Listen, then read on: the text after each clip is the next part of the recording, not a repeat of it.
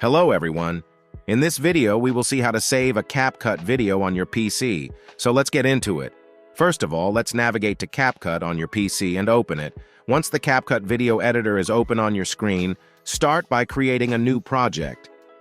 Now import the video that you want to edit. Go to the Media tab and click on Import. Select the files you want to use and click on Open. Once the videos are imported into the Media tab, drag them onto the track at the bottom of the screen. Next, make the necessary edits to your video. You can cut footage, remove unwanted parts, and adjust the timeline as needed.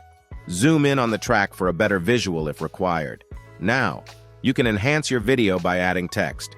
Click on the top left side to add text. You can add a default text box or explore text templates from the sidebar. Drag the selected template onto the track and customize the text from the top right side accordingly. You can also visit the effects library and apply effects to the video by dragging them onto the track. You can explore transitions and filters as well. Simply drag them to your video to make it more appealing. After making all the changes, preview your video to ensure everything looks good. Once you're satisfied with the edits, it's time to export the video. Click on the Export button on the top right side. In the Export window, first, enter the video name. Choose the destination where you want to save the video on your PC. In the video settings, select the video resolution from the drop-down menu. No need to change the bitrate and codec settings. MP4 is the recommended format for the video, so no need to change it.